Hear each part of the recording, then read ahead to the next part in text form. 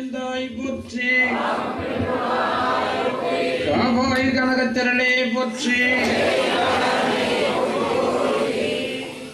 வந்திருக்கிற பெரியவர்கள், சிறுவர்கள், தாய்மார்கள், வாழ்த்துறை வழங்கிய பெரியவர்கள், பேசுவதற்கு வந்திருக்கிற பேராசிரியர் பெருமக்கள் அனைவருக்கும் இந்த காலை வேளையில் அன்பார்ந்த வரவேற்பு வணக்கத்தை சொல்லி, இதற்காக உடைத்த பெருமக்கள், உதவி பெருமக்கள், இனி உதவக்கூடிய பெருமக்கள் அனைவரும் வந்திருந்து இதை கேட்டு பயன்பெற்ற அன்பர்கள் அனைவருக்கும் இந்த நேரத்தில் அண்ணாமலை அண்ணனுடைய அருள் பூரணமாக சித்திக்க வேண்டி பிரார்த்தித்து அமைகிறேன். ஐயா சொன்னது போல ஏதாவது நான் உள்ள இருந்து பேசணும்னா சாமி பேசினாதான். திருநாவுக்கரசர் சொல்றாரு, நாவாகி நாவுக்கோர் உரையுமாகி. நாவில இருந்து அவர் பேசினாதான், நான் ஒன்றும் பேச முடியாது. அவர் ஏதாவது பேசினாதான், ஏதாவது பேசினா அது அவர் பேசினா. சில குறிப்பு சொன்னாரு. திருமுறை சாதாரண திருமுறை பாட்டு இல்லை. அவர் ஒரு கோடு போடுறார். நான் ஏதோ பேசணும்னு அவர் ஒரு கோடு போடுறார். அந்த கோட்டில் அப்படி கொஞ்ச நேரம் பயணம் பண்ணுவோம். அதுக்கப்புறம் நம்ம நிலைக்கு வருவோம். முதல்ல எல்லாருமே நம்ம திருநீர் வைக்கணும். திருநீர் வைக்கிறதுக்கு யாரும் தயங்கக்கூடாது. இது நம்ம சைவ சமயத்தில் ஒரு பெரிய கஷ்டம். நிறைய பேர் என்ன பண்ணுவாங்க, திருநீர் இப்படி ஒரு விரலில் வச்சுக்குவாங்க. அப்படி நம்ம சைவம் சொல்லலை. நீற்றினை நிறைய பூசி வாரி பூசு. அந்த திருநீரை பற்றியே பேசணும்னா நான் ஒரு 2 மணி நேரம் பேசுவேன். அந்த காலத்தில் அவரை செடியில் பூச்சி விழுந்தா சாம்பலை தானே தூவிங்க. அப்போ அது கிருமி நாசினி. பசுஞ்சாணத்திலிருந்து தயார்பட்ட திருநீர் எல்லா விதமான தீட்டையும் கழிக்கும். பாவம் அறுப்பது நீர், அறுத்தமதாவது நீர், அவலம் அறுப்பது நீர், வருத்தம் தணிப்பது நீர், வானம் அளிப்பது நீர், பொருத்தமதாவது நீர், மந்திரமாவது நீர், வானவர் மேல நீர், சுந்தரமாவது நீர், துதிக்கப்படுவது நீர், தந்திரமாவது நீர், சமயத்தில் உள்ளது நீர், செந்தூர்வாய் முகங்க திரு ஆலவாயன் திருநீர், முக்தி தருவது நீர், முனிவர் அணிவது நீர், சத்தியமாவது நீர், தக்கோற்படுவது நீர், பக்தி தருவது நீர், பறவையணியது நீர், சித்தி தருவது நீர், திரு ஆலவாயன் திருநீர், காண இனிய நீர், கவலை தருவது நீர், பேணி அறிபவர்க்கெல்லாம் பெருமை கொடுப்பது நீர், மானம் தருவது நீர், மதியை தருவது நீர், சேனம் தருவது நீர், ஆலவாயன் திருநீர், அறுத்தமதாவது நீர், அவலம் அறுப்பது நீர், வருத்தம் தணிப்பது நீர், வானம் அளிப்பது நீர், பொருத்தமதாவது நீர், புண்ணியர் பூசும் வெந்நீர், எய்ன தட்டது நீர், இருமைக்கும் உள்ளது நீர், பயிரப்படுவது நீர், பாக்கியமாவது நீர், துயிலைப்படுவது நீர், சுத்தமதாவது நீர், அயிலை பொழிதரு சூரத்து ஆலவாயான் திருநீர். 11 பாட்டு. அதுவே நேரமாயிடும். திருநீரை பற்றியே ஒரே ஒரு திருநீர் தான் 2 மணி நேரம். மூதாதையர்கள் எவ்வளவு அறிவாளிகள். அந்த திருநீருக்காக ஒரு தியாகம் பண்ண நாயன்மார்களே 2 பேர் இருக்காங்க. சேரமான் பெருமான் நாயனாரை நாம நினைவு கொள்ள வேண்டியது நம்முடைய தலையாய கடமை. அவர் பெரிய அரசன். சேரமான் பெருமான் அப்ப அந்த காலத்தில், இப்ப கேரளா இருக்கு, அது நம்ம தமிழகத்தில் இருந்தது. அவர் பூசை முடிச்சா நடராஜ பெருமான் சிலம்பொலி கேட்க செய்வார். அப்பேற்பட்ட சிவன். நீ நானும் பூசை பண்ணா நம்ம அம்மா அர்ச்சனை பண்றதான கேட்கும். நம்ம வீட்டு அம்மா அர்ச்சனை. இந்த தாய்மார்களா இல்ல, வெளிநாட்டுல இருந்து வந்திருக்கிறவங்க யாராவது, அவங்க நம்ம தாய்மார்களா?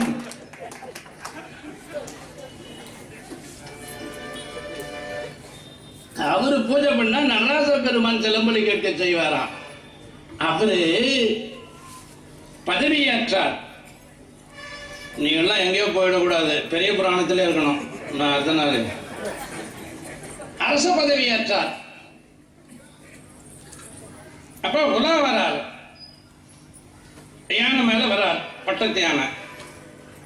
இப்ப எல்லா நேயர்களை நான் அஞ்சை களத்துக்கு அழைக்கிறேன், அங்க வரணும் எல்லாரும். இப்ப வராரு.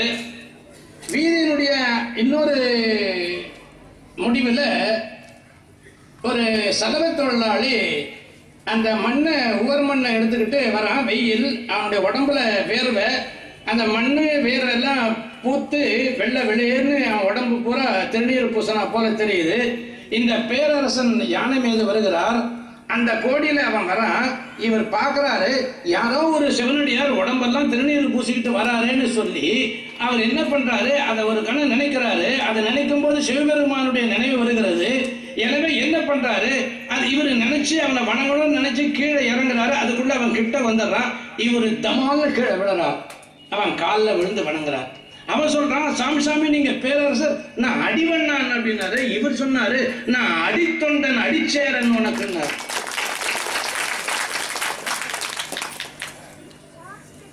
சைவத்துல தலை நிமிரக்கூடாது, தலை வணங்கணும். இங்க தலை வணங்கினா யமன் முன்னே தலை நிமிரலாம். முனிசிபல் நாய்க்கு முனிசிபாலிட்டியில் இருக்கிறவங்க, இது கூட முனிசிபாலிட்டி தான் ஆரணி, நாய் பிடிக்க வருவான் வருஷத்துக்கு ஒரு தடவை. அவன் என்ன பண்ணுவான், கோல் பின்னால் வச்சிருப்பான். அந்த நாயை பார்த்தா அடிச்சு வண்டியில் போட்டுக்குவான். அது ஒரு ரைட்டு. ஆனால் சில நாயை மட்டும் பிடிக்க மாட்டான், அதை பார்த்தா ஓரம் ஒதுங்குவான். ஏன்? அதுக்கு லைசன்ஸ் இருக்கும். யமன் என்ற ஒருவன் வருவான், யம தூதர். அவன் பிடிக்க வேண்டியவங்களை பிடிப்பான். சிலரை பார்த்தா பயந்துருவான். ருத்ராட்சமும் திருநீரமும் இருந்தா நமக்கு லைசன்ஸ். யமதூதர் கிட்ட வர மாட்டாங்க. நம்ம ஞானசம்பந்தர் பாடுறாரு, ஆலமிடத்தான் அடியார் என்று அடர் அஞ்சுவர் நமன் தூதர். பயப்படுவானா, டே அப்பா இவர் திருநீர் வச்சுக்கிறாரு, ருத்ராட்சம் போட்டுக்கிறாரு, மரியாதை விலகி போயிடணும். இல்லைன்னா யாரு மார்க்கண்டேயர் கதை ஞாபகம் இருக்குல்ல, உதவாங்கணும் இல்ல யம சாமி கிட்ட. அதனால நம்ம உதவாங்காத ஒதுங்கிடுவோம். அதனால திருநீரை பூசத்துக்கு யாரும் பால் மாறவே கூடாது. எவ்வளவு நான் சொன்னேன், முதல்ல வரும்போது தட்டுல திருநீரை வைங்க. என்ன சிவகணங்கள், நீங்க பார்த்தா சிவகணங்களா இருக்கணும் அந்த திருநீர். இந்த மாநாட்டில் நான் எல்லா மாநாட்டிலையும் சொல்றதா இருந்தாலும் நான் சொல்ல வேண்டிய கடமை, மாறுபட்ட இரண்டு பொருள் ஒன்றாக சேர்ந்தா இனிமை உண்டு, அதுல பெருமையும் உண்டு. காபி கொட்ட கசகம், சர்க்கரை இனிப்பு ரெண்டும் ஒன்னா சேர்ந்தா காஃபி. அது ஃபில்டர் காஃபி போட்டு கொடுத்தா அவ்வளோ கமகமன்னு எப்படிதான் இருக்கும். காலையில 5 மணி ராஜேந்திரன் என்ன சொல்லணும், காலையில ஃபில்டர் காஃபியா கொடுங்கப்பா. கசப்பு இனிப்பு சேர்ந்தா இனிமை. அசைவது ரயில், அசையாதது தண்டவாளம். அசைவதும் அசையாததும் சேர்ந்தா இனிமை, பிரயாணம் ஒழுங்கா இருக்கும். வயசான கிழவி குழந்தை கொஞ்சனா இனிமை, வயது முதிர்ந்தது இளமை, ஒன்னா சேர்ந்தா இனிமை. கிழவனும் கிழவியும் கொஞ்சம் நான் எப்படி இருக்கும். முதுமையும் இளமையும் சேர்ந்தா இனிமை. அதே போலதான் ஒருவர் பேசணும், இன்னொரு மற்றவங்க பேசாத இருக்கணும். பேசாமல் இருப்பதும் பேசுவதும் இனிமை. ஒண்ணு நான் பேசணும், நீங்க கேட்கணும், இல்ல நீங்க பேசணும், நான் கேட்கணும். அதனால நம்ம மாநாட்டில் இனிமை இருக்கணும், அதுல ஒரு ஒழுங்கு இருக்கணும்னா நீங்க எல்லாம் பேசாம இருக்கணும். இப்ப இந்த கதை கைலாயத்தில் நடக்கக்கூடியது. ஐயா பேசும்போது சொன்னார், சிவபெருமானை பற்றியது. பிறப்பும் இறப்பும் இல்லாததுதான் முழுமுதற் பொருள். தெய்வங்கள்ல எல்லாமே தெய்வம் ஆயிட முடியாது. எல்லாமே முதலமைச்சர்னா எப்படி, எல்லாமே மாவட்ட ஆட்சியர்னா எப்படி, எல்லாமே பிரதம மந்திரினா எப்படி? அது நடக்கவே நடக்காது. ஒரு ஊருக்கு ஒரு தலைவர், ஒரு மாவட்டத்துக்கு ஒரு ஆட்சியர், ஒரு மாநிலத்துக்கு ஒரு முதலமைச்சர், ஒரு நாட்டிற்கு ஒரே ஒரு பிரதம மந்திரி. அதை போல அகில உலகத்தை ஆள்வதற்கு ஒரே ஒரு பரம்பொருள் தான், அவர் தான் பிறப்பும் இறப்பும் இல்லாதவர். இருக்கிறவங்க எல்லாருக்கும் தாய்மார்கள் அனைவருக்கும் சொல்லி வைக்கிற இதை உங்க சந்ததிகளுக்கு சொல்லி வைங்க. இதுல தடுமாறவே கூடாது நாம. சரி, அவர் சிவபெருமானுக்கு என்ன இலக்கணம், கடவுள்னா என்ன இலக்கணம்?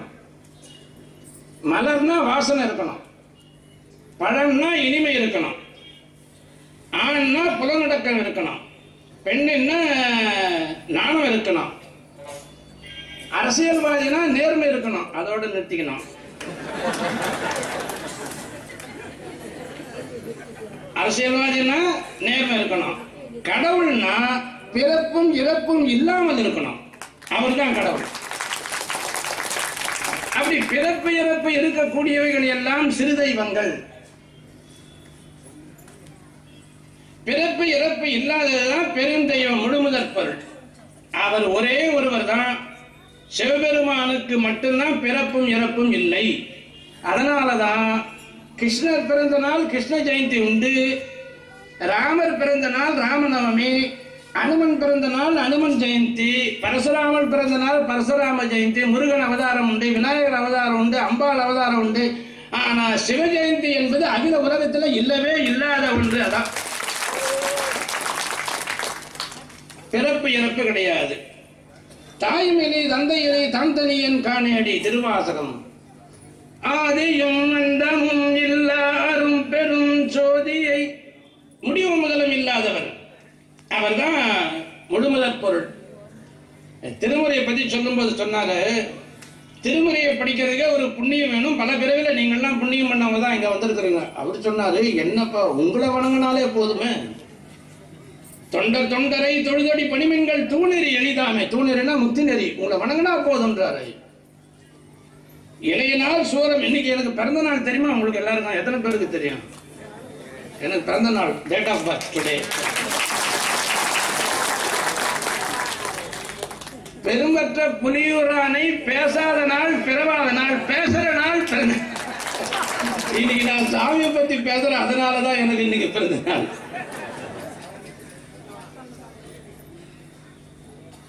எல்லாருக்கும் உங்க எல்லாருக்கும் பிறந்த நாள் இன்னைக்கு, ஏன்னா சாமி பத்தி பேச போறீங்க.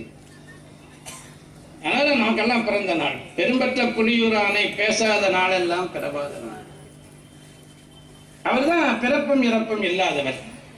அந்த அந்த திருமுறையை பத்தி இவர் படிக்கணும்னு சொன்னாரு. அதை எப்படி படிக்கணும், அது அந்த திருமுறையில என்ன இருக்கு அப்படி இப்ப சும்மா லேசா. திருநாவுக்கரசர் 6வது தமிழ் வேதத்துல 6ஆம் திருமுறையில ஒரு பாட்டை சொல்றார். மூரி முழங்கொடி நீர் ஆனான் கண்டாய், முழுத்தழல் போல் மேனி முதல்வன் கண்டாய், ஏரி நிறைந்தனைய செல்வன் கண்டாய். கடல் போல அவர்கிட்ட செல்வன்னு சொல்லணும். கடல் எல்லையற்றது. அப்ப சுவாமி செல்வம், அவருடைய செல்வம் கடல் போல எல்லையற்றதுன்னு தானே பாடணும். திருநாவுக்கரசர் ஏரி நிரந்தனைய செல்வன் என்ன பாடுறாரு? ஏரி என்ன ஒரு குட்டை தானே, ஏன் அப்படி பாடினாரு?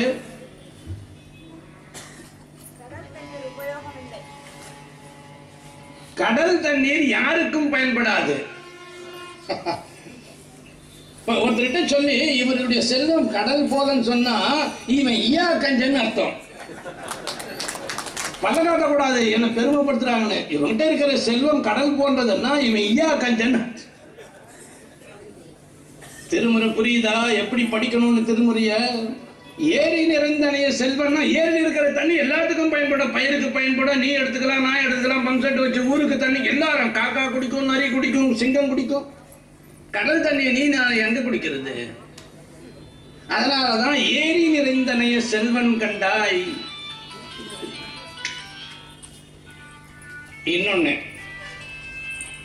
அந்த அந்த ஞானசம்பந்த பெருமான் பாடுறாரு திருவண்ணாமலை பதிகத்துல, நினைத்து தொழுவார் பாவம் தீர்க்கும் நிமலர் உரை கோயில், கணித்த மேதி காணாதாயன் கைமேல் குழலுவது அனைத்தும் சென்று சிரவம் சாரல் அண்ணாமலையாரே. நினைத்து தொழுவார் பாவம் தீர்க்கும் நிமலர்.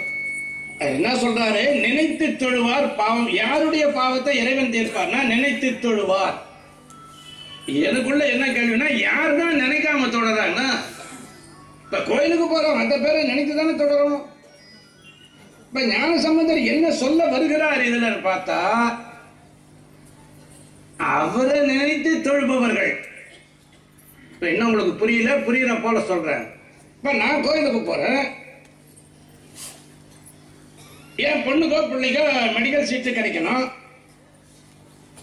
என்ன வேணுகோபால் ஐயாவா ஐஏஎஸ் ஆபீசர், அவரும் ரிட்டையர்ட் ஆயிட்டாரு. அவர் இருந்தா ஏதாவது பண்ணுவாரு, உதவி இல்லை. இப்ப சாமி கிட்ட போய், சாமி என் பையனுக்கு ஒரு மெடிக்கல் சீட்டு இல்லை, என் பொண்ணுக்கு கல்யாணம், என் பிள்ளைக்கு கல்யாணம், எனக்கு கடன் தொல்லை, எதையாவது நாம நினைச்சு சாமி கிட்ட போய் வழிபாடு செய்கிறோம் என்பதை ஞானசம்பந்தர் அந்த 6ஆம் நூற்றாண்டுல நினைச்சு பார்க்கிறார். நீங்க கோயிலுக்கு போனீங்கன்னா நம்ம உலக வேலைகள், உலக விஷயங்களை எல்லாவற்றையும் வெளியிலே விட்டு விட்டு அந்த சுவாமியை நினைத்து தொழுவார் பாவம் தீர்க்கும் நிமலர் உரை கோயில். பொருள் எப்படி கொள்ளணும் புரியுதா? அவரை நினைத்து தொழுவார் பாவம் தீர்க்கும் நிமலர் உரை கோயில். இன்னொரு பாட்டு சொல்றாரு, திருநாவுக்கரசர் பாடுறாரு. வீரனை விடம் உண்டனை விண்ணவர் தீரனை திரு அண்ணாமலையனை வீரனை விடம் உண்டனை. ஏன்னா சிவபெருமான் கத்தி எடுத்துக்கணும் 4 பேரை சண்டை போடுறாரா? அப்ப அவனை வீரனை பாடுறாரு. என்ன அர்த்தம்? யாரையாவது அவர் போய் சண்டை போட்டிருக்காரா? வில்லம் எடுத்து ஒன்றும் கிடையாது. சொல்லுவாங்க முப்புரை வெடித்தாரு வில்லம் எடுத்து, சும்மா அப்படி சிரித்தாரு, எரிஞ்சு போச்சு. அப்ப என்ன அர்த்தம்னா அருமைப்பாடு. திருமுறையை ரசிக்கணும்னா நான் சுவாமிகிட்ட கேட்கறதுல என்னன்னா, அதை பாருப்பா, இன்னொரு பிறப்பை எனக்கு கொடு, இந்த இல்லறத்துல சிக்கக்கூடாது சுவாமி. ஏன்னா அப்படியே ஒரு 12 வயசுல திருமுறையை எனக்கு நீங்க புகுத்தி, ஞான சம்பந்தருக்கு 3 வயசுல கொடுத்தீங்கல்ல, 3 வயசு நிறைய ஞான சம்பந்தருக்கு பாலை ஊட்டிடுறாரு. அந்த குழந்தை உள்ளமானது உலகில் போகல, நேரம் சுவாமி கிட்டே வந்துடுது. அது போல என்ன பண்ணுங்க, இதை உலகம் பூரா நான் சொல்லி எனக்கு ஒரு மனநிறைவு வந்துட்டு நான் உன் திருவடியை வந்துடுறேன்னு கேட்கிறேன்.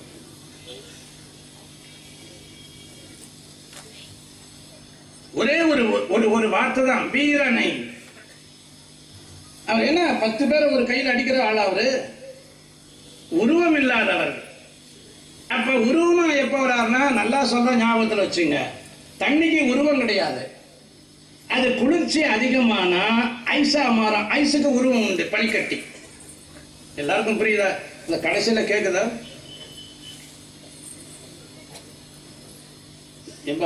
கேட்கல. அங்க போய் பாரு. இல்ல அங்க அந்த கடைசி கேக்குதான்னு கேளு. கேக்குதா? கேக்குதா? அங்க அங்க கடைசி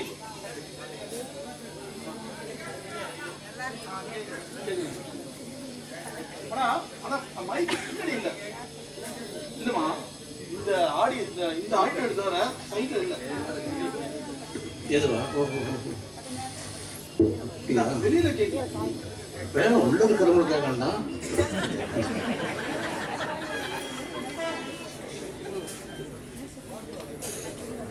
வீரனை விடம் உண்டனை. வீரனை என்ன, சாமிய வீரனைன்னு பாடுறாரு. என்ன அர்த்தம்னா, அம்மா காமனை எரித்தவர் அவர். புரியுதா? ஔவையார் ஒரு பாட்டு பாடுறார். 1 திருமுறையை 1 படிச்சா 9 தெரியணும். ஔவையார் ஒரு பாட்டு பாடுறாங்க. ஒன்றாக காண்பதுவே காட்சி, புலனைந்தும் வென்றான் தன் வீரமே வீரம். ஒருவன் வீரன்னு சொன்னா ஒரு கையில 10 பேரை அடிக்கிறதுனால கிடையாது, சிங்கம் அடிச்சுட்டு போயிடும். அப்ப என்ன இவன் மிருகமா? ஒரு யானை 10 பேரை அடிச்சுட்டு போயிடும், இவன் என்ன யானையா, மிருகமா? அப்ப ஒரு வீரன் சொன்னா 5 புலன்களை அடக்கக்கூடியவனாக இருக்க வேண்டும். அதான் ஔவையார் வாக்கு, புலனைந்தும் வென்றான் தன் வீரமே வீரம். அப்ப வீரம் என்பதற்கு அவங்க கொடுத்த விளக்கம் புலன்களை வென்ற. அந்த புலன்களை வென்றவர் சிவபெருமான். அவர்தான் காமனை அழித்தார். அப்புறம் அவர்கிட்ட ஆசை அது, அதை பாடுறாரு இங்க நம்ம திருநாவுக்கரசு சுவாமிகள். வீரனை அங்க கைலாயத்துல ஒன்னே ஒண்ணு உங்களை எல்லாரும் கேட்கிறேன், செல்போன் எல்லாம் ஆஃப் பண்ணுங்க. அப்படி நீங்க பேசணும்னா வெளியே போயிடுங்க. நீங்க ₹1,00,000 கொடுத்தா கூட இதை கேட்க முடியாது. ரொம்ப ஸ்ட்ரிக்டா இருப்போம் நாம. இதில் செல்போன் ஆஃப் பண்ணுங்க, ஒன்றும் உயிர் போயிடாது. நம்ம என்ன பிறந்த உடனே அம்மா நம்ம செல்போன் காதில் போனே வச்சுட்டாங்க, செல்போனை வச்சுக்கிட்டானே, ஒன்றும் இல்லை, எதுவும் தலைமொழி போடாது. இன்னைக்கு பொட்டுன்னு நீ போயிட்டீங்கன்னா உன் குடும்பம் உன் பின்னாலே வந்துடுவாங்களா என்ன? எல்லாம் அவங்க நிற்பாங்க. டோன்ட் பி வரிட், கவலையே படாத. எதுக்கு? அதான் வருதுன்னா, ஐயோ நான் வந்துட்டு அந்த வேலை நடக்காது, மறுநாளே சிக்கன் குனியா 15 நாள் படுத்துனா அன்னைக்கு என்ன ஆச்சு கதை? நீ நானும் ஏதோ நினைச்சிட்டு இருக்கிறோம், அவ்வளவுதான். அதை அறியாம எல்லாத்தையும் ஆஃப் பண்ணி வைங்க.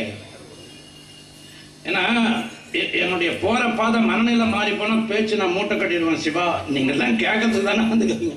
திருநெல்வேலி தூத்துக்குடி எவ்வளோ தூரத்துல இருந்து 13 மணி நேரம் பிரயாணம் பண்ணி வராங்க. அவங்க எதுக்கு வராங்க? ஆரணிக்கார் போடுற சாப்பாட்டுக்கு வராங்க, திருமுறை கேட்கணும்னு வராங்க. நான் 16வது ஆண்டு முடிஞ்ச உடனே இந்த மாநாட்டை நிறுத்தணும்னு நினைச்சேன். அப்போ திருநெல்வேலி தூத்துக்குடியிலிருந்து வந்தவங்களுடைய கடிதம் தான் என்ன இந்த 28 ஆண்டு நடத்த சொன்னது. அவங்க சொன்னாங்க, இந்த மாநாட்டில் தான் நாங்கள் திருமுறையை கேட்குறோம். அவங்க எழுதின கடிதம் இருக்குது. மற்ற மாநாடுல அவங்களுக்கு தெரிஞ்சதை சொல்லிடுவாங்க. ஏன்னா இந்த மாநாட்டுக்குன்னு இந்த மேடைக்கு பாரம்பரியம் வச்சுக்கிறோம். நேரத்தை கடைபிடிக்கணும். ஒருவருக்கு 1 மணி நேரம்னா அந்த 60 நிமிஷம்னா 55வது நிமிஷம் அதை கன்க்ளூஷன் கொண்டு வந்துடணும் முடிவுக்கு. மேடைக்கு ஒருவர் 11 மணிக்கு வரேன்னா 10:50க்கு அவர் அங்க இருக்கணும். ஏன்னா இறைவன் காலமாக இருக்கிறார். காலமே கருத்தே, கருத்தால் தொழும் சீலமே இறைவன். காலத்தை நம்ம கடைபிடிக்கணும், அப்புறம் ஒண்ணுமே கிடையாது. அதனால ஒரு ஊருக்கு போனேன், திருப்பணிக்காக என்ன கூப்பிட்டாங்க. 4 மணிக்கு ஆரம்பம். கூட நம்ம ஐயா போல விஐபிங்க, சுந்தர் கணேஷ், அவங்க இவங்க பாஸ்கர் எல்லாரையும் கூப்பிட்டு போனேன். எனக்கு திருப்பணின்னா நாம கொடுத்து அவங்க கொடுப்பாங்க. அவங்க 4 மணிக்கு ஆரம்பிச்சாங்க. அவங்களுடைய வீரப்பிரதாபத்தெல்லாம் பேசினாங்க. அப்புறம் வாழ்த்துறை அது இது அவங்க என்ன அறிக்கை வாசித்தல். 6:30 மணிக்கு எனக்கு மேடையில் கொடுத்தாங்க. வந்துக்கிற விஐபிங்கெல்லாம் வேலை செய்கிறவங்க இல்லை, கொஞ்சம் கொஞ்சமாக சார் எனக்கு வேலை இருக்குது வேலை சொல்லிட்டு நழுவே போயிட்டாங்க. 7 மணி 7:45 மணிக்கு அதுக்கப்புறம் மற்றதெல்லாம் முடிச்சுட்டு என்கிட்ட மைக்கு கொடுத்தாங்க. நான் ஒரே ஒரு பேச்சு பேசினேன். இன்னொரு சமயம் பேசிக்கொள்ளலாம் என்று முடிவு செய்து கொள்கிறேன். இறங்கி வந்து வேற ஒன்றும் பண்ண முடியாது. காலம்னா 4 மணினா 4 மணி முடிச்சிடலாம். அது போல மேடை நான் சாமியை பற்றி பேசுறோம், நம்ம பேசக்கூடியது அப்படி. அதனால இதை எல்லாமே ஆஃப் பண்ணி வைங்க என்று சொல்லி, நான் திருநாவுக்கரசர் சுவாமியை பாடும்பொழுது வீரனை புலன்களை வென்றவர், காமனை எரித்தவர். ஆனா அதே சுவாமி கைலாயத்துல காமனை எரித்தார். கைலாயத்துல சுந்தரமூர்த்தி சுவாமிகள் இருக்காரு. சுந்தரமூர்த்தி சுவாமி நந்தவனம் போய் பூ எடுக்கிறாரு. அம்பாளுக்கு உரிய சேடியர்கள் 2 பேர் வந்து பூ எடுக்கிறாங்க. காமனை எரித்த இடம் கைலாயம். எல்லாரும் ஞாபகத்தில் வச்சுக்கணும். அவங்க வந்திருக்கிற ஆயிரக்கணக்கான நண்பர்களும். ஆனா அந்த இடத்துல சுந்தரமூர்த்தி சுவாமிகள் அந்த சேடியர்கள் மீது 2 வினாடி காமக்கண் கொண்டு பார்த்தார். விசித்திரமான கதை. காமனை எரித்த இடம். ஆனா அங்க சுந்தரமூர்த்தி சுவாமிகள் மாற்றுக்கண் கொண்டு பார்த்தார் அப்படின்னா என்ன அர்த்தம்? அதை சேர்க்கிற எழுதும் பொழுது எழுதினார், போதுவார் அவர் மேல் மனம் போக்கிட செய்த. சுவாமி என்ன பண்ணாரா, இவரை பூலோகம் அனுப்பின சுந்தரமூர்த்திய டி ப்ரமோஷன். கீழே இருந்து மேல போலாம், மேல இருந்து கீழே வந்தா. அப்ப அவர் கேட்பாரு, நான் என்ன தப்பு பண்ண சாமி, என்ன நீங்க கீழே அனுப்புறீங்கன்னு. அப்ப அதுக்கு ஒரு சாக்கு வேணும். அதனால என்ன பண்ணாருன்னா, அங்க காமனை எரித்தால் கூட, காமனுக்கு வேலை இல்லைன்னா கூட சுவாமி என்ன பண்ணாரா, விச்சையின்றியே விளைவு செய்வார், விதை இல்லாமலே மரத்தை உண்டாக்கக்கூடியவர் இறைவர். அவர் என்ன பண்ணாரு, காமனை எரித்த இடத்தில் கூட இந்த சுந்தரமூர்த்தி சுவாமிகளுடைய மனசை மாற்றி அந்த பெண்களை பார்க்கும்படி செய்தார்னு எழுதினார் சேக்கிழார் பெருமான். அதுதான் சுவாமியோட அளப்பெரும் கருணை. அவர் என்ன வேணா செய்வார். காமனை எரித்தவர். அததான் பாடுறாரு திருநாவுக்கரசர். வீரனை விடம் உண்டனை பாடுபத்தே நாய் நிக்கல. இந்த உலகம் வாழ்வதற்காக விஷத்தை தான் குடித்தவர். நானா இருந்தா எனக்கு யாராவது விஷம் குடித்துக்கணும், ஐயோயோ அங்க பிடிக்கிற ஓட்ட நான் குடியாத்தம் போயில்லை நிற்பேன். விடம் உண்டனை திருமுறை ரசிக்கணும். 2 பேரு நம்ம காரைக்கால் மயில்மார்க் பால் ஐயா அவர்கள் வந்திருக்கிறார். பெரியவர், ரொம்ப நெறிமுறையா நடத்தினார். 4 நாள் நடத்தினார். பொன்னெழுத்தில் எழுதக்கூடிய துணைவியார், எப்போதும் துணைவியார் ஆடணும். ஏன்னா 2 பேர் பேசணும். ரூமுக்கு போய் பேசிக்குவாங்க. இன்னும் ஒரே ஒரு குறிப்பு, 1000 இருக்குது. என்ன இன்னைக்கு முடியுதா? நான் சொல்றேன், எனக்கு ஒரு 12 வயசுல இத சுவாமி கொடுத்து இல்லத்துல சிக்காம வச்சு ஒரு பெரிய அரசனா என்ன படைச்சு போல ஆயிரக்கணக்கான ஆட்களை கூட்டி தாய்மார்களுக்கெல்லாம் ஒரு நாளைக்கு ஒரு சவரன், ஒரு நாளைக்கு ரெட்டப்பட்ட செயின், ஒரு நாளைக்கு வங்கி, ஒரு நாளைக்கு ஒட்டியானம், ஒரு நாளைக்கு வைரக்கம்மல், ஒரு நாளைக்கு சுட்டி, ஒரு நாளைக்கு வங்கி. உடே இதை கேட்டுன்னா சாமி சார் நாளைக்கு பார்க்க போறோம். வரகுண தேவன் தூங்குறான். அந்த தவளை எல்லாம் கத்துது கரகரன்னு.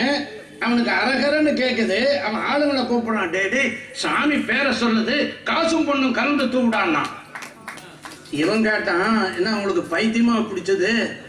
அதுக்கு என்ன பொறி தூவனா பரவாயில்ல, காசும் பொண்ணு. இவன் சொன்னாட்ட முட்டாளு, சாமியோட நாமாவளி சொல்றதுக்கு பொரியாடா கொடுப்ப, முட்டாளு போய் காசும் பொண்ணு கலந்து தூவிட. இப்ப நீங்க எல்லாம் இதை கேட்கறீங்கன்னா உங்களுக்கு என்ன வேற என்ன கொடுக்குறது? ஐயாவுக்கு சுப்பிரமணி பாக்குறாரு, ஒரு ரிஸ்ட் வாட்ச் 6 சவரன்ல மைனர் செய்யணும் ஐயாவுக்கெல்லாம். மதியான சாப்பாடு போட்டா அருமையான சாப்பாடு, ஆரணி அரிசி, கிச்சிலி சம்பா அரிசி போட்டு அருமையான சாப்பாடு. அப்படி இந்த திருமுறையை என் வாழ்நாள்ல பேசணும். 360 நாளும் பேசிட்டு ஒரே ஒரு இடம் சிவா சிவா. நான் இன்னும் திருமுறைக்கே வரலையே சிவா. இன்னொரு இடத்துல திருநாவுக்கரசர் பாடுறாரு, அருமையான இடம். ஒரே ஒரு வார்த்தை தான் அவர் சொல்றாரு. பெரும் துணையை அருந்துணையை அடியார்த்தம் அல்லல் தீர்க்கும் அருமருந்தை. மற்றதெல்லாம் விட்டுடுவோம். பெருந்துணையை அருந்துணையை அல்லல் தீர்க்கும் அருமருந்தை, அருந்துணையை அருமருந்தை பெருந்துணையை. வீட்டுல போய் பாடுங்களேன், தேனாய் நிக்குமே. நாளையில இருந்து புருஷன் ஒத்தாளா வருவான் நம்ம வீட்டுக்கு, எட்டாளா வர மாட்டான். யாராவது இருந்தா இந்த வரி மாற்றிடும். அருந்துணையை அல்லல் தீர்க்கும் அருமருந்தை பெருந்துணையை பெரும்பற்ற புலியூரானை பேசாத நாளெல்லாம் பிறவானாலே அருந்துணையை அருமருந்தை பெருந்துணை. அது என்ன பெருந்துணை? இப்ப பெருந்துணைனா சிறுந்துணைன்னு ஒண்ணு இருக்கணும். சதாசிவமும் சாம்பசிவம் வந்தார்கள். அதன் சதாசிவம் உயரமானவன்னா சாம்பசிவம் குட்டையானவன் அர்த்தம்.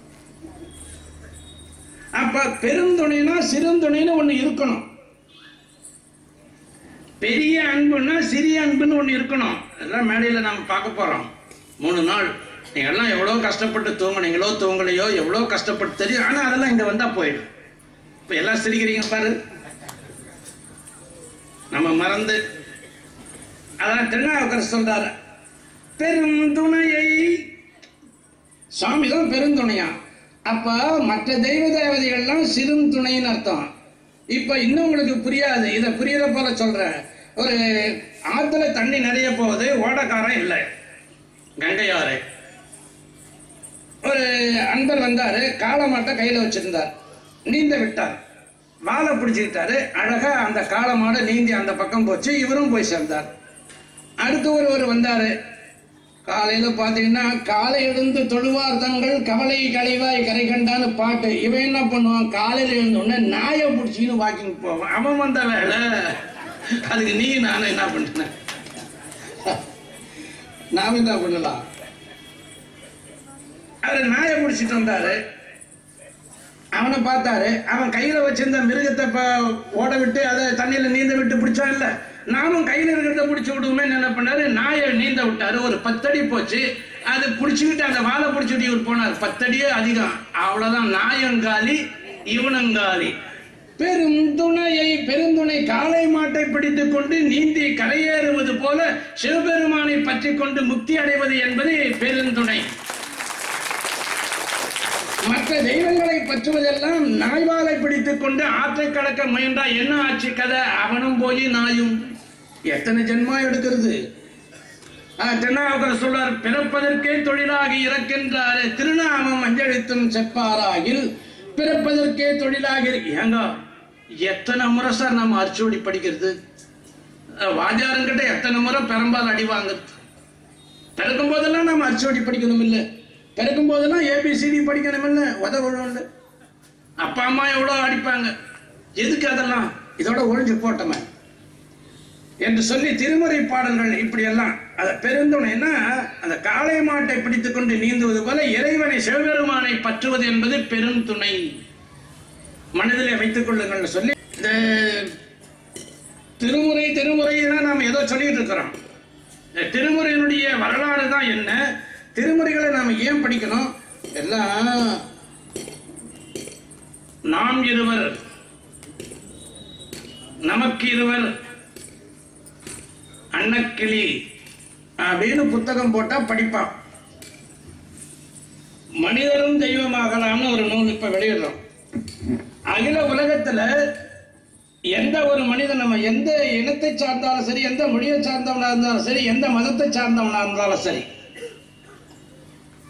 திருமுறைகள்ல அப்படி அனைத்து மக்களுக்கும் அவன் கிடைத்தேற என்ன சொல்லி இருக்கிறத மட்டும் இதுல எழுதியிருக்கும். அதுக்கப்புறம் ஞானசம்பந்தர் சமயத்துல செய்த புரட்சி என்னன்னு மட்டும் இதுல எழுதியிருக்கும். இவ்வளவு நேரமா நம்ம என்ன சொல்லிட்டு இருக்கிறோம், நாம செய்த வினை தீராது, அந்த வினை நம்மை வந்தே சேரும்னு நாம நினைச்சிட்டு இருக்கிறோம். ஆனா ஞானசம்பந்தர் சொல்றார், நீங்கள் செய்த வினை தீரும், இந்த பிறப்பிலேயே தீர்க்கலாம் என்று சொன்னவர் ஞானசம்பந்தர். அதுக்குதான் சிவன் கோயிலை கட்டியிருக்கு, அதற்குதான் திருமுறையை அளித்திருக்கிறார்கள். பாவம் பறையும் பாவம் நீங்கும் சொன்னவர். 5 எழுத்தை சொல்வதற்கு இலக்கணம் கற்பித்தார்கள். ஒரு மலமுடையவன், இருமலமுடையவன், மும்மலமுடையவர், அவரு இவரு, இதை வாங்கணும் அதை வாங்கணும் தான் சொல்லணும். ஞானசம்பந்தர் தான் பிறந்தார் 6ஆம் நூற்றாண்டு கடைசி. அதெல்லாம் தூக்கி போடுனாரு. என்ன சொன்னாரு ஞானசம்பந்தர், கொல்வாரேனும் குணம் பல நன்மைகள் இல்லாரேனும் மந்திரமன்ன பாவங்கள் மேவியரேனும். எப்பேற்பட்டவனா இருந்தாலும் சரி, அவன் எப்பேற்பட்ட கொலைகாரனா இருந்தாலும் சரி, இந்த நாமாவளியை சொன்னா அவன் பாவம் தொலையும். அப்ப நீங்க நினைப்பீங்க, சார் இதை சொல்லிக்கிட்டு அவன் பண்ணலாமான்னா, இந்த நாமாவளியை சொல்ல ஆரம்பித்தா அவனுடைய அந்த செயல்பாடு தானாக விலகிவிடும். அதான் அந்த நாமாவளிக்கு இருக்கிற வலிமை. அதுக்கப்புறம் நாளும் கோளும் பார்க்க வேண்டாம் என்று சொன்ன முதல் பகுத்தறிவாளி ஞானசம்பந்தர். ஏதோ நான் கதை விடுறேன்னு நினைச்சுக்காதீங்க. புருஷன் நடராசனுக்கு தெரியும், கதை விடுற இடம்லாம் கொஞ்சம் வேற. சில இடத்துல கதை விட்டு வந்துடுவோம். இங்கெல்லாம் கதை சொல்ல முடியாது, கதை விட முடியாது, கதை சொல்லணும். இவ்வளோ பெரிய கூட்டம், 28 மாநாடு கேட்டவங்க. ஞானசம்பந்தர் 6ஆம் நூற்றாண்டு கடைசியிலே விளங்கிய பகுத்தறிவாளர். இன்னும் சொல்ல போனா உண்மையான திராவிடர். இவர் ஆதிசங்கரர் குறிப்பிடும் போது திராவிட சிசுனாரு. இவர் என்ன சொல்றாருன்னா, பஞ்சாங்கம் பார்க்காதுன்னு சொல்றாரு சார் 6ஆம் நூற்றாண்டு கடைசியில. எல்லாருக்கும் புதுசா இருக்குது இல்லை, எனக்கே புதுசு தான் இது. 1000 முறை படிக்கிறோம், 1001வது முறை படிக்கும் போது ஒரு கருத்து சொல்றாரு ஞானசம்பந்தர். சொல்றாரு, 9 1 7 18 உடனாய நாள்கள் அவைதாம் அன்போடு நல்ல நல்ல அவை நல்ல நல்ல அடியார் அவர்க்கு மிகவே என்பது தொன்படாமை இவைமார்பில் இலங்கை எரிதேறி ஏழையுடனே 9 மத்தமாலை புனல் சூடி வந்து என் உடமையை புகுந்தார். என்ன சொல்றாரு, சிவபெருமானை நான் உள்ளத்திலே வைத்து வணங்குகின்ற காரணத்தினால் 9 அஸ்வநிலை தொடங்கினீங்கன்னா, இந்த 27 நட்சத்திரம் சொல்றவங்க இப்ப சர்வேசனை கேட்டா 27 நட்சத்திரம் மலமல்னு ஒப்பிச்சிருவார். 9வது ஆயில்யம், அதோட 1 சேர்த்தா 10 மகம், 18 கேட்ட. இந்த மகம் கேட்ட ஆகாத நட்சத்திரம், ஆன நட்சத்திரம், அந்த நட்சத்திரம் பார்க்கறது தம்பி உனக்கு வேணாங்கிறார். தேவையே கிடையாது. அவை நல்ல நல்ல அடியார் அவருக்கு மிக. எப்பன்னா, நீ ஒரு 10 முறை 5 எழுத்த சொல்லிட்டு இன்னைக்கு நீ ராகு காலத்துல பரப்பிட்டு, இன்னைக்கு நான் சொல்றேன் ராகு காலத்துல நீங்க பரப்பிடுங்க. நான் சொல்ல நினைச்சுக்காதீங்க, வெளியில போய் அப்புறம் கண்ணா பின்னான்னு என்ன திட்டிடாதீங்க. ஞானசம்பந்தர் சொல்றத உங்களுக்கு சொல்றதா புத்தகம் ரெடியா இருக்கு.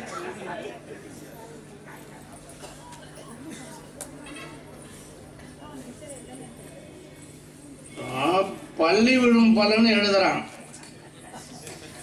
தலையில பள்ளி விழுந்தா மரணம்ங்கிறான். எனக்கு 4 தடவை விழுந்திருக்குது.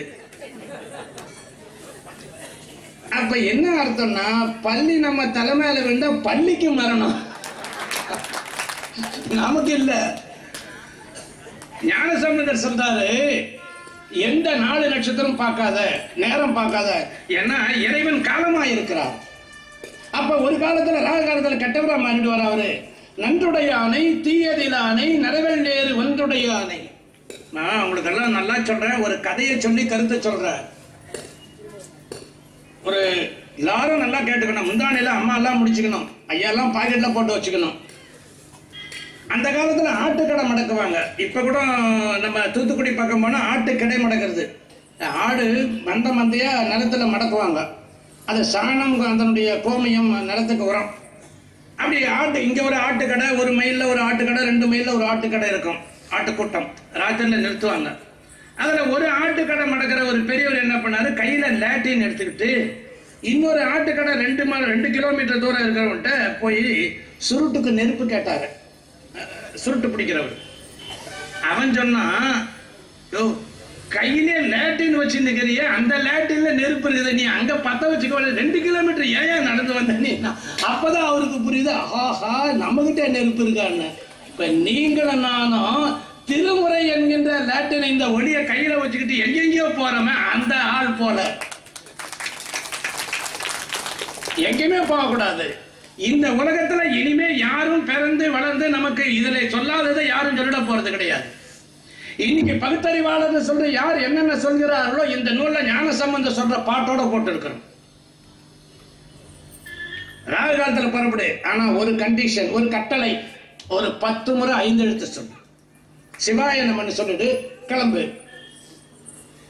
எதுவுமே நடக்காது. உன் மேல மோதுறதுன்னு ஒரு விதி இருந்தா கூட அந்த பஸ் எங்கேயாவது அவன் மோதுவான், அவன் ஏதாவது ஒரு பிரிட்ஜ் மேல ஏத்திடுவான், நீ நீட்டா போலாம். எந்த மேடையில சொல்றேன் இது? அதான் திருமுறை.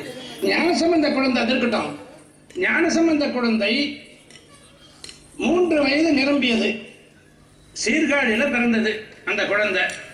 சிவபாதை இருந்தாரு. அவங்க அப்பா பேர் என்னன்னு தெரியாது. சிவபாதத்தை இருதயத்தில் வச்சவர் பகவதி அம்மையார். இவங்களுக்கு குழந்தையா பிறந்தாரு. 3 வயசு நிரம்பது. அப்பா குளத்துல குளிக்க போனாரு. நானும் வரேன்னு சொன்னது, போனாரு. இதை நாம 2வது நாள் பார்க்க போறோம். அம்மா பாலை கொடுத்தாங்க, பாட ஆரம்பிச்சாரு. தலையாத்திரையா போறார். இப்ப திருவாடுதுறை வரார். திருவாடுதுறை ஆதீனத்தில் அங்க ஒரு கோயில் இருக்கு. அந்த கோயிலை வணங்கிட்டே இருக்கிறாரு. அவங்க அப்பா வந்தாரு. அப்பா வந்த உடனே சொன்னாரு, தம்பி நான் வேள்வி எல்லாம் பண்ணணும், எனக்கு காசு வேணுமானார். ஞானசம்பந்தர் சொன்னாரு, இதுல இருந்து ஒண்ணு நீங்க புரிஞ்சுக்கணும். அப்பா 3.5 வயசு நிரம்பிய குழந்தைய பணம் கேட்கிறாருன்னா அப்பா ஒன்னும் வச்சில்லன்னு. அவங்க குடும்பம் அப்படி தன்னலம் இல்லாத குழந்தை. அவர் சொன்னாரு, எங்கிட்ட ஒண்ணும் கிடையாதுங்க, நான் உள்ள இருக்கிற சாமி தான் கேட்கணும்னு சொல்லி சாமி கிட்ட போனாரு. சாமி கையில் ஒன்றும் காணமில்லை, இடனும் தடனும் பதிகத்தை பாடி கையில் ஒன்றும் காணமில்லைன்னு பாடினாரு. ஒரு 10 பாட்டு பாடின உடனே, இது யாருக்காவது வறுமை தொல்லை அது இது இருந்தா இந்த பதிகத்தை பாராயணம் பண்ணுங்க. உங்க சக்திக்கு தகுந்தாற் போல, உங்க வினைக்கு தகுந்தாற் போல இறை அருள் கூட்டும் பொன்பெற்ற பதிகம். அந்த தமிழக திரட்டு 1-2 இதுல எழுதியிருக்கும். ஒரு சதுக்க பூதம் கொண்டாந்து அந்த திருவாடுதுறை ஆதீனத்துல முன்ன போனீங்கன்னா பலிப்பீடம் உயரமா இருக்கும். ஒரு 6 அடி உயரம் பலிப்பீடம். அங்க மட்டும் நந்தியே 10 அடி இருக்கும். அது மேல பொத்துன்னு ஒரு 1000 பொற்காசு அடங்கிய பொற்கிழிய போட்டது. ஞானசம்பந்தர் காது கேட்டவுடனே அங்கிருந்து வந்தாரு. அந்த கிழி, அந்த பொற்கிழி, அந்த பொன்முடிப்பை எப்படி எடுக்கிறது? இது சின்ன குழந்தை. அதை ஒரு பீடம், அதுக்கு மேல கல், அதுக்கு மேல ஏறி அதை எடுக்கணும்னு போனா தமிழ் மனம் வீசியதான். அருமையான வரலாறை சொல்லிக்கிறேன். அப்புறம் அந்த குழந்தை பக்கத்துல இருந்தவங்களை கூப்பிட்டு, ஏன்பா தமிழ் மனம் வீசுது, என்னன்னு தெரியல, அந்த கல்லை புரட்டுனாரு. அந்த பலிப்பீடத்தை புரட்டனா உள்ள 3000 பாடல்கள் அடங்கிய திருமந்திர ஓலைச்சுவடி உள்ள இருக்கிறது.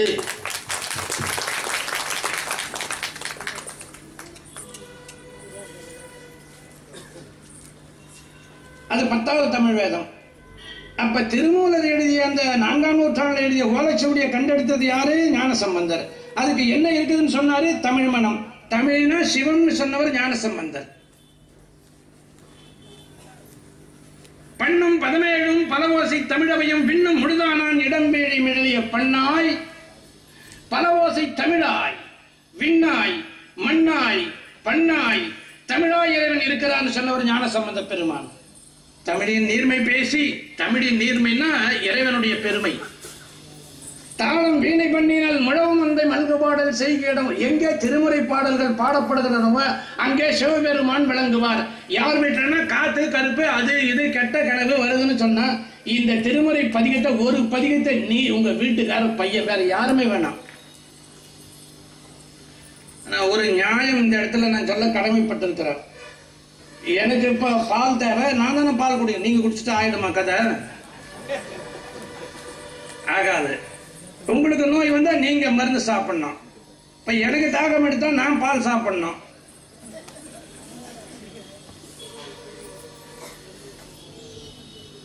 எனக்கு தாகம் எடுத்தா நான் தண்ணி குடிக்கிறேன். இதான நியாயம். ஆனா என்னுடைய வினை போகணும்னு சொல்லும் போது 2 ரூபாய் கொடுத்து அர்ச்சனை டிக்கெட் வாங்கி மத்தவனை பாட சொன்னா அது எப்படி கதை?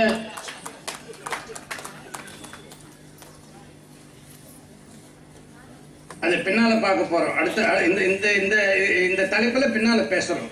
மதியானம் நீ பாடணும். ஞானசம்பந்த சொல்வாரு, வாய் திறந்து வாயடைந்து பாட வல்லார் வானுலகு ஆள்பவர். நாம பாடணும். நமக்கு நோய் வந்தா நாம சாப்பிடறோம் இல்ல. இப்ப அந்த குழந்தை அந்த பணமுடிப்பு எடுக்கும் போது தமிழ் மனம் வீசியதுன்னு சொன்னார். அப்ப திருமுறை பாடல்கள் அனைத்துக்குமே தமிழ் மனம் வீசும். தமிழ் மனம்னா சிவமனம். பின்னால வந்த சுந்தரமூர்த்தி சுவாமிகள் சொல்லுவார், இறைவன் தமிழாயிருக்கிறான், பன்னுளீராய் பாட்டுமானீர். இறைவன் பாடலாயிருக்கிறான் சொன்னார். இப்ப நீங்க பாக்குறீங்களா திருமுறை? இது சொற்கோயில் கொண்ட நாதர், திருமுறை நாதர். இதா இருக்கு பாருங்க. நாம கோயில பார்க்கிறது கற்கோயில் கொண்ட நாதர், இது சொற்கோயில் கொண்ட நாதர். யாருடைய வீட்டுல 12 திருமுறை வச்சிருக்கிறீங்களோ நீங்க அங்க இருக்கிற மூலவர் போலவே அந்த மூலவருக்கு தினம் அபிஷேகம் பண்ணணும். ஆனா இவருக்கு ஒண்ணு நீ பண்ண வேண்டாம். இவரை நீ எடுத்து படிச்சா போதும். நீ சாப்பிடுற சாப்பாட்டை காட்டினா போதும். அதுக்கு சும்மா ஒரு வத்தி காட்டினா போதும். ஒவ்வொரு வீட்லயும் நாம பிரதிஷ்டைன்னு சொல்லுவாங்க, நிறுவுதல். அந்த சொற்கோயில் கொண்ட சுவாமியை திருமுறை நாதரை நாம வீட்டுல வச்சிருக்கோம்னு அர்த்தம். இந்த பாடலை பாடினா காத்து கருப்பு அது இது கருப்பா வருது சிவப்பா வருது. இந்த பல மாநாட்டில் சொல்றேன். இந்த தமிழகத்தில் எழுதுறாங்க இல்ல, மாலை எதிர் போதில்ல, நண்பர்கள் எழுதுவாங்க, சார் ஒரு கனவு கண்ட சார் ராத்திரி கருப்பா சிவப்பா எல்லாம் பார்த்தா கடைசியில பார்த்தா எங்க மாமியார் வந்து நிக்கிறாங்க சார். ஏன் வந்தா என்னோட சந்தோஷம் தான். ஐயோயோ அவங்க வந்தா என்ன பிச்சு பிடிக்கிடுவாங்களா சார்ன்னு எழுதுறான். ஒன்னும் கவலைப்படாத, நாளைக்கு நீ இந்த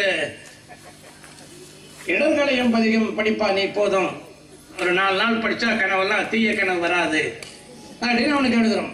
அதனால இந்த திருமுறை பாடல்கள்லாம் அவர் சொன்னவர் ஞானசம்பந்தர் சொன்னாரு, தமிழ்னா சிவம். இப்ப நீங்க இந்த திருமுறையை வீட்டுல வச்சிருக்கீங்கன்னா சொற்கோயில் கொண்ட சுவாமியை நீங்க வீட்டுல வச்சிருக்கீங்கன்னு அர்த்தம். நிறுவி இருக்கிற பிரதிஷ்டை பண்ணிருக்கீங்க. விதியை மாற்றக்கூடியது இந்த திருமுறை பாடல்கள் எல்லாம். நான் காலையில சொன்னது போல விதியை மாற்றும். அதுதான் திருவள்ளுவர் சொன்னாரு ஒரு குறள்ல, கற்கன்னாரு படிங்கோன்னாரு, கசடரன்னாரு தெளிவா படிச்சுக்கோ. அதுக்கப்புறம் ஒரு வார்த்தை சொன்னார், அதான் ரொம்ப முக்கியம். கற்பவை. கற்க கசடரை கற்பவை. எதை படிக்கணுமோ அதை படிக்கணும். அழுக்கு தண்ணியில துணியை துவைப்போமா? அழுக்கு தண்ணியில குளிப்போமா? அப்ப நீ படிச்ச அறிவு தொடங்கணும்னு சொன்னா நல்ல நூல்களை படிக்கணும். எல்லா நூல்களையும் படிச்சிட முடியாது. அதுக்காக தான் இந்த திருமுறை நூல்களை இறைவன் அருளாளர்கள் மூலமாக நமக்கு அனுப்பினார். படிக்க வேண்டிய நூல்களில் மிக முதன்மையானது திருமுறை தான். இப்ப சொல்றேன் கேட்டுங்க. கந்தபுராணம் பெரிய நூல், அது சிவபெருமானை பற்றி சொல்லக்கூடியது, சிவநூல். ராமாயணம் அன்பு நூல், மகாபாரதம் அறநூல், சிலப்பதிகாரம் விதி நூல், திருமுறைகள். என்ன அவங்கள என்ன பண்றதுமா? நானு அது என்ன புத்தகம் மூடுமா, வேற வேலையை செய்யக்கூடாது. கந்தபுராணம் சிவநூல், ராமாயணம் அன்பு நூல், மகாபாரதம் அற அறநூல், விதிநூல், சிலப்பதிகாரம், திருமுறைகள், முக்கிய தரக்கூடிய அருள் நூல். இது கடைசி படி. திருமுறையை தொட்டுட்டீங்கன்னா இனி பிறப்பு இருக்காது. கஷ்டப்படுத்துற மாமியா இனிமே கஷ்டப்படுத்த மாட்டாங்க. கஷ்டப்படுத்துற மருமகன் தான் இனிமே கஷ்டப்படுத்த மாட்டாங்க. அருமையான நூல். இதுதான் கடைசி படி. நிறைய பேர் என்ன பண்றாங்கன்னா இந்த அர்த்தத்தை புரிஞ்சுக்க மாட்டேறாங்க. திருமுறை யாரோ ஒரு வயசானவங்க படிக்கிறது, பண்டார பசங்க பாட்டு அப்படின்னு யாரோ சொல்லி விட்டா. ஒரு சின்ன ஒரு உதாரணம் சொல்றேன். தாய்மானசாமி தினம் பூ எடுப்பார், கோயிலுக்கு பூ எடுத்து கொடுப்பார். அது பெரிய தொண்டு. பல ஆண்டுகள் அவர் பூ எடுக்கும்போது என்ன பண்ணுவாரு? சிவாய நம சிவாய நம சிவாய நம சிவாய சொல்லிக்கிட்டு ஒரு நாள் போனாரு பூந்தோட்டத்துக்கு. வெறும் கூடையை கொண்டாந்தாரு. சீடர்கள்லாம் கேட்டாங்க, சாமி ஏராளமான பூ கிடைக்க, என்ன நீங்க வெறும் கூடையை கொண்டாடு? எனக்கு பார்க்கிற பூவெல்லாம் சிவலிங்கமா தெரியுதுடா, நான் எந்த சிவலிங்கத்தை எடுத்து எந்த சிவலிங்கத்துல போடுறது அப்படின்னு. பார்க்கின்ற மலரோடு நீயே இருத்தியால் எடுக்கவும் நன்னேன். அப்ப எல்லா பொருளையும் சிவமா பாவிக்கிற தன்மை அவருக்கு வந்துட்டது. இத கேட்ட கதை கேட்டுட்டு ஒருத்தன் என்ன பண்ணா, தாய்மானவரை பூ எடுக்க வேணான்னு சொல்லிட்டாரு, இனிமே நாம எதுக்குடா எடுக்கணும்னு அதை விட்டான்னா, தாய்மானசாமி அருள் நிலையில ஏனில உச்சத்துக்கு வந்தவர். இப்ப ஏனி வேணாங்கிறார். மேல வந்துட்டாரு, ஏனி தேவையில்லைங்கிறாரு. நீ நானும் பாதி ஏனில நிக்கிறவங்க ஏனிய வச்சோம்னா நம்ம பல்லுவா இல்ல போயிடும். எதை படிக்கணும் புரியுதா? கேட்கறத ஒழுங்கா கேட்கணும். அதுக்குதான் இந்த மாநாடு. நீங்களா அரிசி பருப்பு தண்ணி வாங்கி சமைக்கிறதுனா ரொம்ப கஷ்டம். இப்ப நாங்க 1000 நூல்களை படிச்சு இதை நூல்களா எழுதுறோம். 1000 நூல்களை படிச்சு உங்களுக்கு சொல்லிடுறோம். இது ரெடிமேடு சாப்பாடு போல. போய் உட்காந்தீங்க, டைனிங் டேபிள்ல சாப்பாடு வந்ததா, சாப்பிட்டோமா வந்தோமா, அதுதான் இந்த மாநாடு. எல்லாத்தையும் வளர்க்குறோம். நம்ம நிலத்தை வளர்க்குறோம், உடம்பை வளர்க்குறோம், செல்வத்தை வளர்க்குறோம். ஆனால் குணங்களை வளர்ப்பதுக்கு தான் இந்த மாநாடு. குணங்களை யாரும் வளர்ப்பது கிடையாது. குணங்களை வளர்ப்பதுக்கு தான் இந்த மாநாடு. அதை மனசுல வச்சுங்க. திருமுறை என்ன சொல்கிறது கொஞ்சம் அந்த திருமுறையுடைய உள்ள வாங்கி மத்தியானத்துல தலைப்புல பேச போறோம். பொதுவா திருமுறைகள்ல நம்ம என்ன சொல்லிருக்கு, ஏன் இந்த திருமுறைகள் இப்படி மக்கள் மத்தியில போகாம போச்சு, இப்ப ஏன் நாம் அதை போகணும்னு நினைக்கிறோம் அப்படின்றத உங்களுக்கு சும்மா ஒரு சின்ன குறிப்பு மட்டும் சொல்றேன். மறுபடியும் பார்க்க போறோம். ஒரு சின்ன தாய்மார்களுக்கெல்லாம் வேண்டிய குறிப்பு, எனக்கும் வேண்டிய குறிப்பு, ஐயாவுக்கும் வேண்டிய குறிப்பு, எல்லாருக்கும் வேண்டிய குறிப்பு. சும்மா லேசா முதல் திருமுறை பதிகம் என்ற ஒன்றை வாயை திறந்தது காரைக்கால் அம்மையார். அதை மறந்துடக்கூடாது. ஒரு அம்மா மூலமா தான் திருமுறையை வெளியே அனுப்பினார். தாய் குலத்துக்கு தான் பெருமை. ஞான சம்பந்தர் ரோடு போட்டவர். முதல்ல கோடு போட்டது காரைக்கால் அம்மையார். புரியுதா இருக்கும்? காரைக்கால் அம்மையாரை ஏன் தேர்ந்தெடுத்தார்னா, அந்த அம்மாவுக்கு இசை தெரியுமா,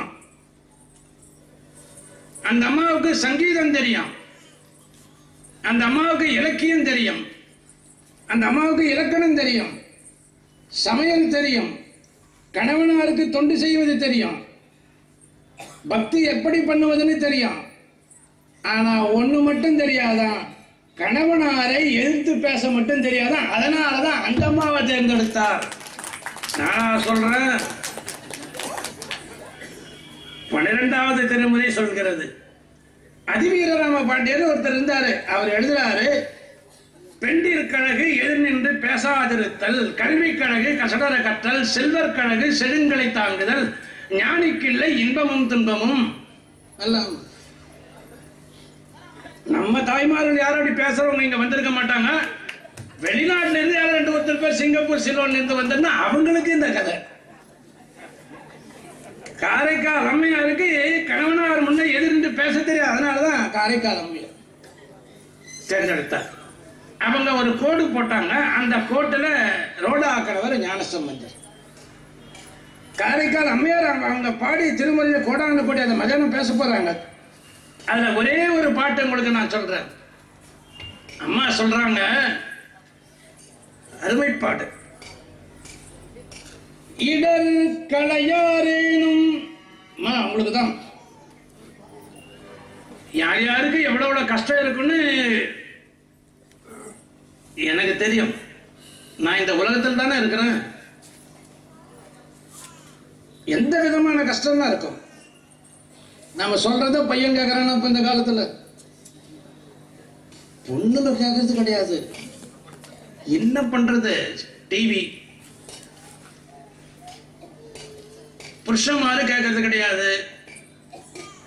வெளிநாட்டில் இருக்கிற தாய்மார்கள் புருஷன் சொன்னா கேட்கறது இல்லை. நம்ம நாட்டில் யாரும் கிடையாது. சுப்பிரமணி, நம்ம நாட்டில் இருக்கிற தாய்மார்கள்லாம் கப்சு. கதை சொல்லியிருக்கேன்ல உங்களுக்கு. சென்னையில் கதை பண்ண வந்த ஒரு நாள் ஒரு நண்பர் வீட்டுக்கு மதியானம் சாப்பாடு. 10:30 மணிக்கு போகிறேன். அவரே காஃபி சாப்பிடணும். சாப்பிட்டோம். அந்த அம்மாட்ட சொல்கிறாரு, பாருமா மதியானம் ஐயாவுக்கு சாப்பாடு வந்து வெறும் ரசம் மட்டும் வைமா, பொரியல் பண்ணாத, வடை பண்ணாத, பாயசம் பண்ணாத, இதெல்லாம் பண்ணக்கூடாது, வெறும் ரசம் சாதம் வை. எனக்கு தலையே சுற்றுது. என்னை வச்சுக்கிட்டு இப்படி சொல்கிறாரு இவர் அப்படின்னு. அப்புறம் கையை என்ன பிடிச்சிட்டா, கம்பெனி இருங்க சார். நீங்கள் வெளியே வந்தோம். காரில் அழைச்சிட்டு போனார். என்னங்க இப்படி நீங்கள் ஐயா நீங்கள் கம்பெனி இருங்களேன், நீங்கள் கதை பண்ணிட்டு வீட்டுக்கு வாங்கினாரு. கதை பண்ணிட்டு வீட்டுக்கு வந்தோம். இவர் என்ன வேணான்னு சொன்னாரா அதெல்லாம் இலையில இருக்கு. எது வேணும்னு சொன்னாரா அது மட்டும் கிடையாது. அந்த அம்மா கதை என்னன்னா, இவரு வேணான்னா வேணும்னுவாங்க, இவரு வேணும்னா வேணாம். நான் கேட்டேன் அவரை, எப்படி சார் பொழப்பு நடக்குதுன்னா, அறிவாளிங்க நம்ம மாநாடு வந்திருக்காரு. இப்போ 20 ஆண்டு மாநாடு கேட்கிறாரு. நீங்க தானே சொன்னீங்க. அப்படி அமைஞ்சதுனால அந்த அம்மா மேல இருக்கிற பற்று எனக்கு போச்சு. இன்னைக்கு உயிர் போனா கூட சிவசிவான்னு தான் நான் சொல்லுவேன்னாரு அவரு. அதை எப்படி எடுத்துக்கிறார் பாருங்க, பாசிட்டிவா. புரியுதா? அப்ப இந்த திருமுறை கேட்டா இனிமே அம்மாக்கள்லாம் ஐயா சொல்றதை கேட்பாங்க. அவர் என்ன சொல்றாரு? விருந்து வந்தா உபச்சாரம் பண்ணணும். வேற என்ன சொல்றாரு? வேற ஒண்ணுமே கிடையாது. நாளைக்கு நாம பார்க்க போறோம். சாயந்தரம் கண்ணப்பருடைய பக்தியை பார்க்க போறோம். அப்ப இனிமே ஐயாமார்கள்லாம் என்ன ஐயா சொல்ற போல கேட்பாங்க. அம்மாமார்கள்லாம் இனிமே காலையில ஐயாக்களே பெட் காஃபி வச்சு கொடுப்பாங்க. அந்த புண்ணியம் அப்படி. கவலைப்படாத இருக்க. ஒரே ஒரு குறிப்பு, திருமுறை என்ன சொல்கிறது? எல்லாரும் நினைச்சிருக்கிறாங்க ஏதோ பண்டார பசங்க பாட்டு, அது பக்தி பாட்டு. இவரு இப்ப ஒரு நம்ம ஐயா வந்து ஒரு 25 வயசுல திருமுறை படிக்கிறான். ஐயோ நான் பண்ண பாப்போம், இந்த ஆளு திருமுறை வச்சு பாடிட்டு இருக்கிறேன். எத்தனை பேர் என்கிட்ட கம்ப்ளைண்ட் கொண்டாடுறவங்க, சாமியார் ஆகிட்டீங்க சார் எங்க வீட்டுக்காரர். தெரியாது அவங்களுக்கு திருமுறை. அதுக்குதான மாநாடு. திருநாவுக்கரசர் கோயிலுக்குள்ள போறார். அது கோயிலுக்கு போனவர் சாமியை பார்க்கிறாரு. சாமியை பார்த்த உடனே கேட்டவங்களுக்கு மறுபடியும் மனசுல பதிவிட்டோம், கேட்காத புதிய வந்தவங்களுக்கு. சாமியை பார்த்து அப்பா அம்மாவா தெரிகிறாராம். சாமியை பார்க்கிறாரு. கைலாசநாதரை பார்க்கிறாரு. கைலாசநாதரா தெரியல, அப்பா அம்மாவா தெரிகிறாராம். பாடுறாரு, அப்பன் நீ அம்மை நீ, அன்புடைய மாமனும் மாமியும் நீ. இப்ப எப்படி தெரியறாரு சாமி? அப்பா அம்மாவா தெரிகிறார். சாமி அப்பா அம்மாவா தெரிகிறார்னா அப்பா அம்மா சாமின்னு அர்த்தம். எல்லாரும் ஞாபகத்தில் வச்சுக்கணும். ஏ பிக்கு சமம்னா பி ஏக்கு சமம். ஆங்கிலத்தில் படிச்ச சின்ன குழந்தைங்க வந்திருந்தாங்கன்னா தெரியும். ஏ இஸ் ஈக்குவல் டு பின்னா பி இஸ் ஈக்குவல் டு ஏ. அப்ப அப்பா அம்மா உள்ள பார்க்கும்போது சாமி அப்பா அம்மாவா தெரியறாருன்னா அப்பா அம்மா சாமிக்கு சமம். இததான் திருநாவுக்கரசர் சொல்றாரு. இப்ப இது புரியுற போல சொல்றேன் உங்களுக்கு. ஏன் சாமியை பார்த்து அப்பா அம்மா சொன்னாரு அப்படின்னா, நிறைய பேரு கடிதம் எழுதுனா, இத தமிழ் இதுல தமிழகத்துல எழுதுனா எங்க அம்மா பேய் சார், நீங்க கடவுள்ன்றீங்க. எழுதுறான் கடிதம், பதில் எழுதுறோம், அது வேற விஷயம். அம்மா 10 மாசம் நம்ம சுமந்தாங்களே, நாங்களாம் சின்ன பிள்ளைங்களா இருக்கும்போது. இப்பதானே 3 வீட்டுக்கு ஒரு பள்ளிக்கூடம், கான்வென்ட். நாங்க படிக்கிறதுன்னா 5 கிலோமீட்டர் நடந்து போகணும். அப்போ ஒரு கையில புத்தகம், ஒரு கையில சாப்பாடு. இப்பெல்லாம் மதிய உணவு கிடையாது. அது நடந்து போகணும். என்ன பண்ணுவோம்னா, மாட்டு வண்டி போவோம். அந்த மாட்டு வண்டியில இந்த புத்தகத்தையும் சாப்பாட்டையும் பின்னால வச்சிருவோம். அவன் முன்னதான உட்காந்து ஓட்டிட்டு போறான். எங்க பள்ளிக்கூடம் வந்த உடனே அதை எடுத்துப்போம். வண்டி வராதுக்கு என்ன பண்ணுவோம்னா, அங்கங்க பிரிட்ஜஸ் கட்டியிருப்பான் தின்னம் போல, அதுல வச்சு எடுப்போம். 10 மாசம் எங்க அம்மா என்ன சுமந்தாங்கள, எங்கன்னா வச்சா சார் எடுத்தா. டேய், இதுக்குதானே பாடுறாரு, என்ன வச்சு எடுத்தா வெயிட்டா இருக்குதுன்னு. ஐயே 2 திங்களாய் அங்க மேலாம் நொந்து பெற்று பட்னத்தார் பாடுறாரு. நான் சொல்லி திருமுறை சொல்லிட்டு இருக்கிறேன். ஒரே ஒரு வரிக்கு ஒரு நாள் பேசு. காலில் புண்ணு வந்தா கால் மட்டும் வலிக்கும், ஒரு நகத்துல புண்ணு வந்தா நகம் மட்டும் வலிக்கும், வாயில புண்ணு வந்தா வாய் மட்டும் வலிக்கும், காதுல புண்ணு வந்தா காது மட்டும் வலிக்கும். ஆனா உடம்புல இருக்கிற 14 லட்சம் நரம்புகளும் வலிக்கக்கூடிய ஒரு நோய்னா அதான் பிரசவம். அத பாடுறார் பட்டினத்தார். ஐயே 2 திங்களாய் அங்க மேலாம் நொந்து பெற்று, உடம்பெல்லாம் வலிக்கும். அப்படி பெற்றெடுத்த உடனே அந்த வலியெல்லாம் போயிடுமா, குழந்தை நுண்ணை எடுத்து கொஞ்சம் வாங்கலாம். மடியில இருக்கும், மலைஜலம் கழிச்சிடும். அம்மா சந்தனமா நினைச்சது கழுவி விடுவா. நாம வெளியில போறோம், எதையோ மரிச்சுக்கிறோம், சாணியம் மரிச்சுக்கிறோம். ஆனா காலை கழுவுனாதான் நமக்கு தூக்கம் வரும். ஆனா அம்மா மடியில எத்தனை நாள் நான் மலைஜலம் போயிருப்பேன், அதை என்ன சந்தனமா நினைச்சு கழுவி இருப்பாங்களே, நினைக்க வேண்டாமா? ஒரே ஒரு பிராயச்சித்தம் அம்மாவுக்கு நாம செய்ய முடியும்னு சொன்னா, அங்க இருக்கிற ஐயா உங்களுக்கு எல்லாம் சொல்றேன், பெண்களுக்கு கூட சொல்றேன். இது சில வீடுகள்ல நான் இப்பதான் கேள்விப்படுறேன், கல்யாணம் பண்ணி வீட்டுக்கு அந்த அம்மா வீட்டு அது மாமியார் வீட்டுக்கு போயிட்டு இங்க வந்தா இவ ஒரு வேலையும் செய்யறது இல்லையா, அம்மா தான் எல்லா வேலையும் செய்வாங்களாம். நான் அப்படி ஒரு வீட்டுக்கு போனேன். ஏமா உங்க மக வந்திருக்குன்னா, அவ அங்கதான் வேலை செய்யறா, இங்கதான் ஓய்வா இருக்கட்டும். அம்மா வேலை செய்ய விடலாமா? எங்க வேலை செஞ்சேன்னு அம்மாவுக்கு நம்ம ஓய்வு கொடுக்க வேண்டாமா? வயசாகி போச்சு. நான் சென்னையில ஒரு பெரியவர் சீனிவாச ஐயங்கார்னு, இவருக்கு தெரிஞ்சிருக்கும், சுதேசமித்திரன் பேப்பர்ல விளம்பரம் வரும், ஜோதிடர் வட்டமா போட்டு. அது ஒரு நண்பர், அப்போ நான் சின்ன பையன் எவ்வளோ இருப்பேன், என்னை கூட்டிட்டு கூட போனாரு. அவர் பங்களாவில் போய் உட்காந்துருந்தேன். 1 மணி நேரமாச்சு. அவர் ஒரு பக்கெட்ல துணி துவைச்சிட்டு இருக்காரு. வேலைக்காரம்மா ஒரு பக்கெட்ல துணி துவைச்சிட்டு இருக்கிறாங்க. எங்களை பார்க்க 1 மணி நேரம் ஆச்சு. வந்தாரு. நான் துடுக்கு சின்ன பையன்ல, ஏங்க நீங்க உங்க துணியை துவைக்க, நீங்க ஒரு துணி துவைக்கிறீங்க, அந்த அம்மா ஒரு துணி இந்த துணியை அந்த வேலைக்காரம்மாட்ட கொடுத்தா துவைப்பாங்க, நீங்க எங்களை பார்த்துருக்கலாம் இல்ல, நாங்க வெளியூர்ல இருந்து வந்தவங்க 1 மணி நேரமா உட்காந்து. தம்பி பொறுப்பு, ரொம்ப பொறுப்பான என்ன சொல்லுங்க அண்ணா பாரு, அந்த அம்மா வேலைக்காரம்மா துவைச்ச துணி எங்க துணி, நான் துவைச்ச துணி எங்க அம்மா துணி, எங்க அம்மா துணியை நான் துவைச்சாதானே என் ஜென்ம சாபல்யம் தீரும்னு சொன்னார் சார்.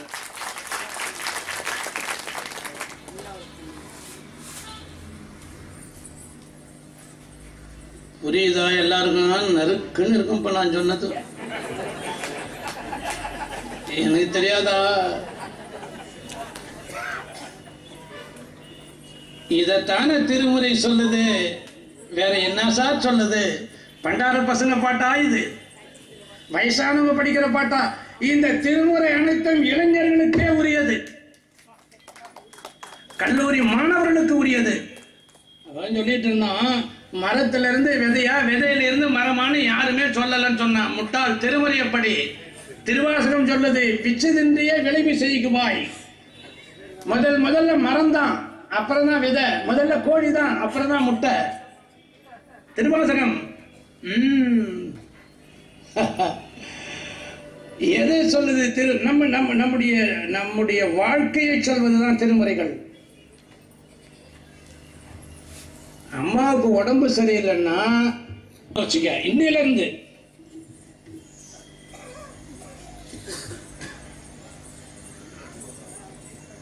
தினம் அம்மா யாருக்குன்னா இருக்கிறாங்கன்னா நீங்க கொடுத்து வச்ச புண்ணியம். தினம் அவங்க காலை தொட்டு கும்பிட்டு வேலையை செய். அதுக்கப்புறம் உன் வாழ்க்கையில என்ன மாற்றம் வருகிறதுன்னு எனக்கு சொல்லு. நானா சொல்றேன், திருமுறை சொன்னதை உங்களுக்கு சொல்லிட்டு இருக்கிறேன். மூலமா கொண்டாந்தாரு. இப்ப அம்மா தெய்வம். அந்த அம்மாவுக்கு உடம்பு சரியில்லை, அப்பாவுக்கு உடம்பு சரியில்லை, அவங்க துணியை துவைச்சு போட்டா நம்ம பண்ண பாவம்லாம் இன்னையோட போயிட்டு. இது கதை பின்னால மத்தியானம் பார்க்க போறோம். இது இன்னும் ஒரே ஒண்ணு.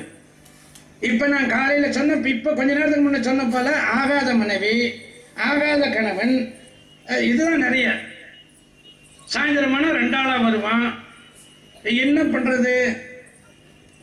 அப்பவே வரலாறுலயே பார்க்கிறோம். கூன் பாண்டியன் சமண சமயம் சார்ந்தவன், மங்கையர்க்கரசியார் சைவத்தை சார்ந்தவர்கள். இப்ப ரெண்டு எதிர்மாறு.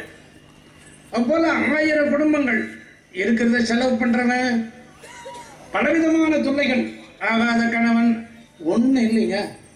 ஒரு குடும்பம் நல்லா போகுது, 4 குழந்தைங்க, பேர பிள்ளைங்க எல்லாம். அந்த வீட்டுல இருந்து ஒரு பெண்ணை வெளியில கொடுக்குறாங்க. அந்த அம்மா புருஷன் இறந்து போனா, கொஞ்சம் சின்ன வயசு தான், நாத்தனார் வரா வீட்டுக்கு.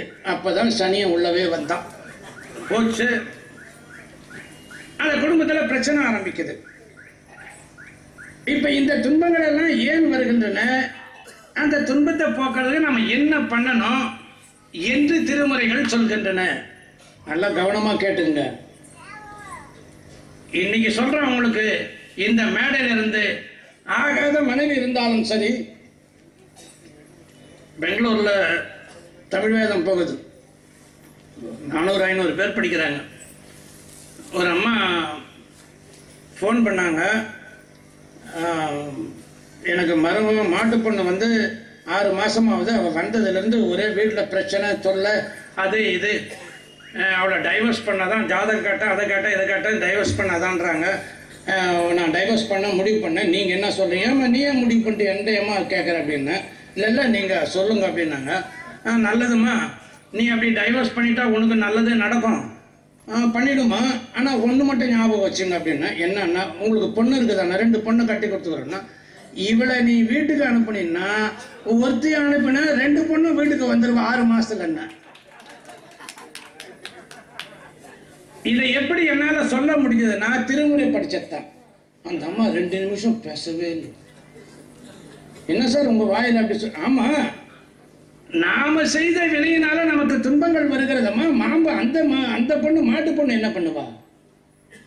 இததான் திருமுறை சொல்கிறது. திருமுறை என்ன சொல்கிறதுன்னு சொன்னா, எப்பேற்பட்ட பிள்ளை வாய்த்தாலும், கணவன் வாய்த்தாலும், மனைவி வாய்த்தாலும், உற்றார் உறவினர் வாய்த்தாலும் அவங்களோட வாழ்ந்துடு, அவங்களோட வாழ்ந்துடு. அருவினை சுற்றம், நாம் செய்த வினையால் வாய்த்தவர்கள் தான் நமக்கு உறவினர்கள். மாப்பிள்ளையா வந்து புடுங்குவான். ஒண்ணு இல்லைங்க, ஒரு ஆபீஸ்ல இந்த ரெக்கார்டு எடுத்து வைக்கிறாங்க. அதுக்கு என்ன பேரு? ரெக்கார்ட் கிளர்க் கூட இல்ல, என்ன அது இன்னும் அதுக்கு கீழே வேலை. அட்டெண்டர் 8வது. அதான் அவனுக்கு ஒரு பொண்ணை கொடுக்குறாரு ஒருத்தர். ஒரு சாதாரண குடும்பம், ஏதோ ஒரு வேலை இருக்கிற. இவன் கேட்கறான், 80,000 ரூபாயில மோட்டார் பைக் வேணும். என்ன பண்ணுவீங்க? இவனுக்கு பொண்ணை கொடுக்குற ஒரு சாதாரண ஆளு, அவர் பங்கடை வச்சிருக்கிறாரு. 80,000 ரூபாய் எனக்கு வண்டி வாங்கி கொடுத்தினாதான் நான் பொண்ணை கட்டு. என்ன பண்றது? புரியுதா கதை? குடும்பம் எப்படி? இப்ப நமக்கு இந்த குடும்பத்தில் ஏற்படக்கூடிய கஷ்டங்கள் என்ன கஷ்டம், ஏன் வருது, இதெல்லாம் நம்ம எப்படி சமாளிக்கிறது அப்படின்னு திருமுறை மிக லாபகமா சொல்லுது. இப்பேற்பட்ட மாப்பிள்ளை ஏன் வந்தான்? இந்த ஊர்ல இல்லைங்க, இப்போ நீங்கள் தாய்மார்கள்லாம் எனக்கு என்ன தெரியாதா என்ன தூக்கத்தெல்லாம் விட்டு எவ்வளோ கஷ்டப்பட்டு வெளிநாட்டில் இருக்குது 5000 ரூபாய் சம்பளம் வாங்குற புருஷனை 15000 ரூபாய் பட்டுச்சேலை கேட்டால் அவன் என்ன பண்ணுவான்? சரி, அப்படி ஒரு மனைவி, இப்படி ஒரு பிள்ளை, இப்படி ஒரு கணவன் வாய்த்து விட்டால் என்ன செய்வதுன்னா, நீ ஒன்றும் பண்ணாத ராஜா.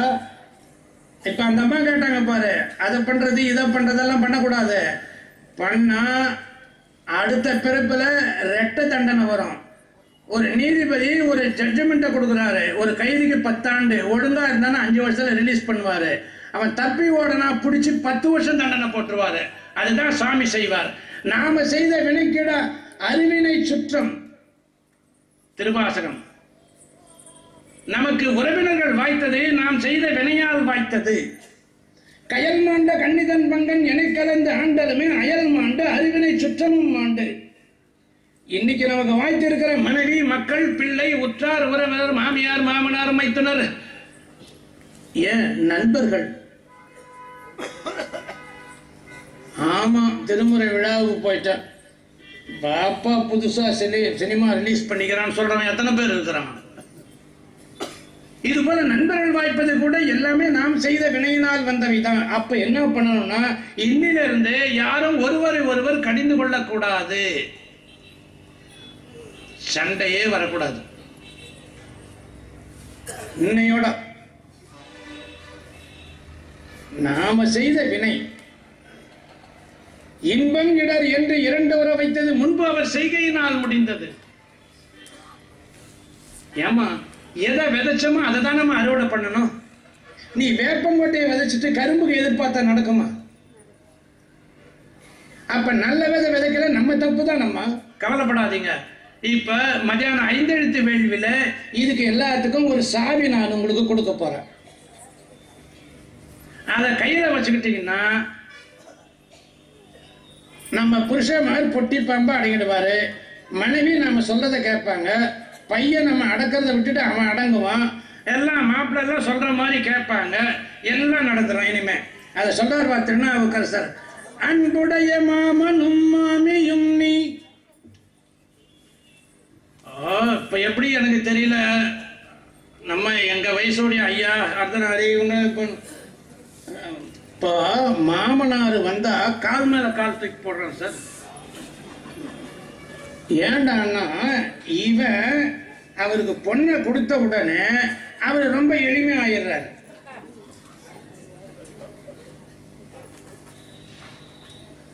நான் இந்த பாட்டுக்கு 3 மணி நேரம் சொல்லுவோம். நான் இருக்கேன், ஐயா இருக்காரு, நீங்க இருக்கீங்க. நாமெல்லாம் நாம சம்பாதிச்ச சொத்தை கஷ்டப்பட்டு நமக்கு பின்னால நம்ம பிள்ளை அனுபவிக்கணும் தான் எழுதுவோம். உலக இயற்கை. ஆனால் மாமனாரு உன்னை போல கஷ்டப்பட்டு அந்த குழந்தைய வளர்த்து ஆளாக்கி அதுக்கு நகை நட்டை போட்டு கல்யாணம் பண்ணி தன்னுடைய செல்வத்தை உனக்கு அவர் இருக்கும் போதே கொடுத்து நீ அனுபவிப்ப கண்டு சந்தோஷப்படுற மாமனாரு அன்புடைய மாமனும் மாமியும் இல்லையா?